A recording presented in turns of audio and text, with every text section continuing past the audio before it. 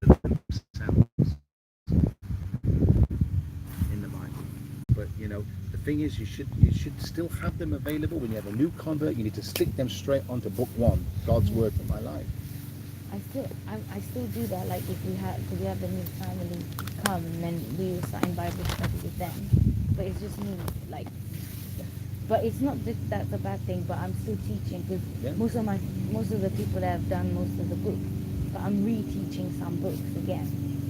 Well, I believe that the teaching of the books is part of your evangelism. It's part of it. Yeah. You see, it's one of the processes of evangelizing. Do you know what I'm saying?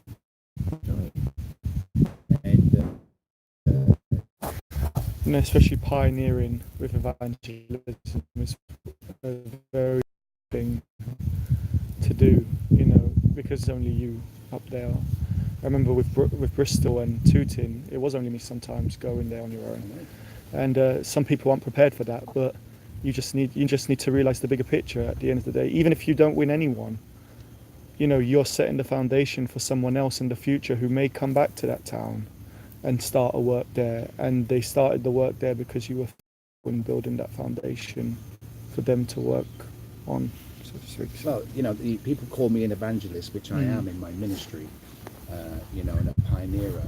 However, to do the work of an evangelist, you don't need to be an evangelist. You understand? Like maybe you're not going to be invited to do conferences and preaching and going seminars and doing sessions and all of that. God, I'm doing that. But God has called you to do the work of an evangelist, meaning to, at least in your own sphere of influence, to set the agenda of your church to become a church of looking outward. Do you know what I'm saying? Yeah. Because you'll never get daughter works. Western will never have daughter works if the people are not outward looking. Never. You will never get a daughter work, because and if you're not training them, because if you're not teaching and training, this is why you guys have got to train yourself. You've got to study and study and study yourself. Why? Your people will only be as good as what you know. So if you don't know anything, your people will know nothing. Because you can only give them what you learn. So it's about this. If I have one pizza, I can only give one pizza out. You understand? So if I just read the Bible for 1 hour Saturday night to get my message Sunday, that's all I can give. You see? And so you got to give your people and feed them, because if you don't feed them, they can't grow. And when people grow, then people start getting visions. Like you're saying, Timothy's growing. He's getting visions now. Timothy is being exposed to a lot of ministry. Do you know what I'm saying?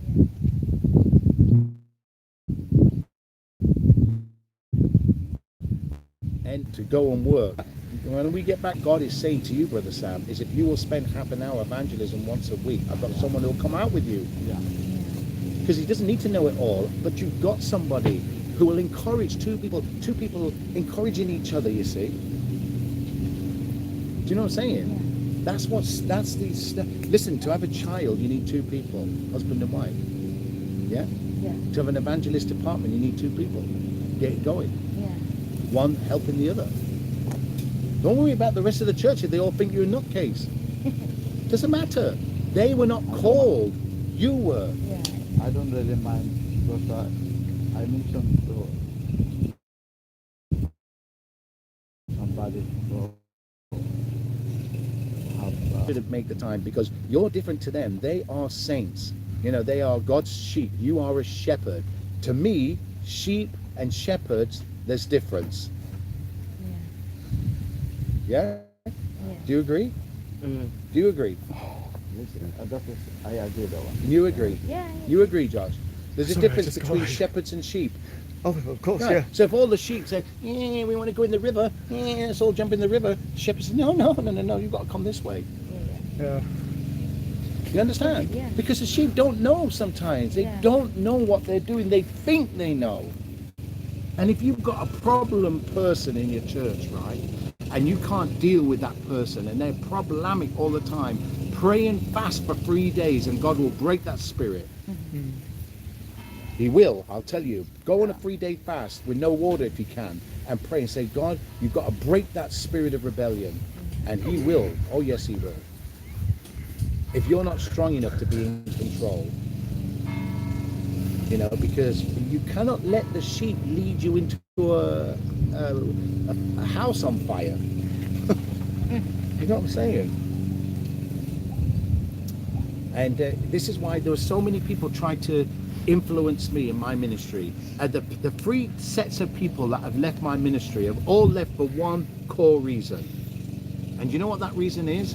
They couldn't control me. No, it is. No. It's that's the core reason. They wanted to control me. They wanted me to preach what they wanted. Do you understand? To do what they want. They wanted to influence me and put me under their dominion. Do you understand? And I resisted it, and they left. But am I the worst for it? No.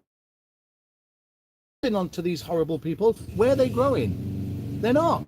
They're staying. They're going to leave it. Year after year after year after year after year after year, you know. So praise the Lord. Any other questions, anybody? Has everybody learned anything today? All right, so thank you very much for watching us here on the camera, and please tune in to YouTube. That's www.Pentecost YouTube, /Pentecost TV. Subscribe. God bless you. Amen. Oh, I've been live streaming you for the last 10 minutes. We didn't get it all, did we? No.